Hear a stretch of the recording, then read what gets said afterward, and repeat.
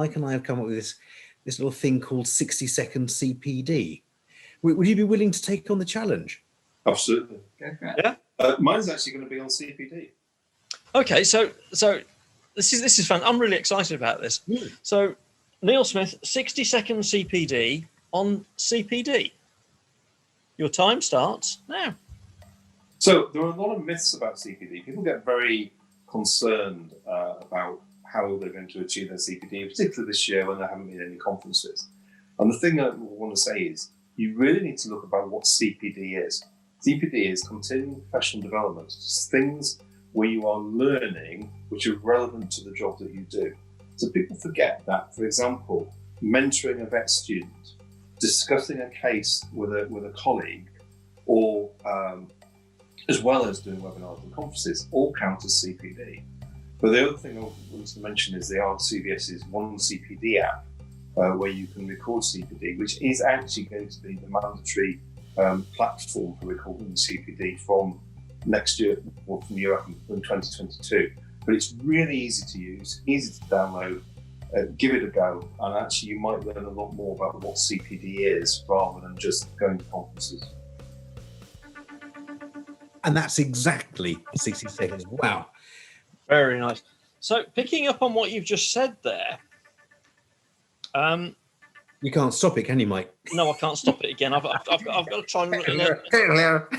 That's all of us have got another minute CPD that we then have to note on our One CPD app and also bloody reflect upon. I'm not sure whether you can record minutes of it. We're ahead of you here, Yeah, Molly. yeah. Well, we've been looking at the rules that have been put out about this CPD, and obviously we feel that we provide a good service, don't we, Julian?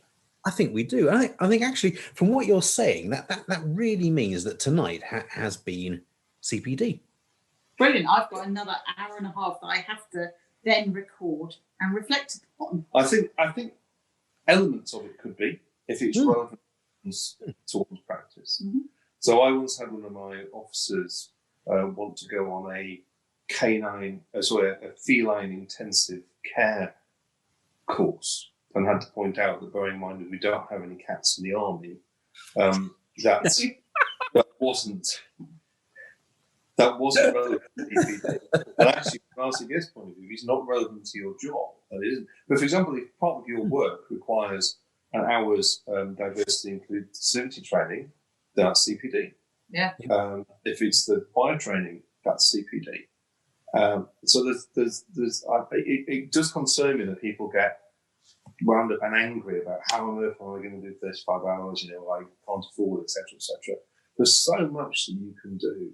There is. I think people are so out there used to the idea of didactic learning, which is information that goes from the mouth of the lecturer to the pen of the student and doesn't bypass the brain of either, or doesn't pass through the brain of either, rather. Yeah.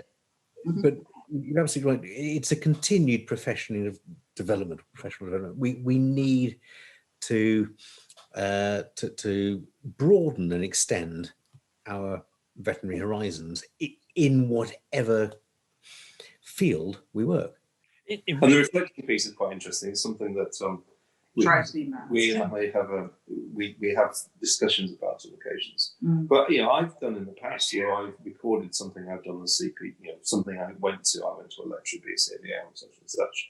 And my reflection is, I didn't learn anything new. This was a complete waste of time. That's reflection.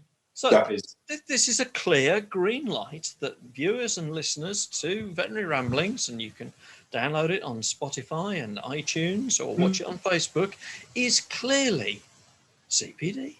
It's good CPD. I would say is actually if this is the portal for reflecting on how you do your job, then that's CPD. It doesn't mean that necessarily we've discussed GDVs and how to deal with them. We haven't discussed management of RTAs or the respiratory cat, but actually if it makes anybody reflect upon their job, then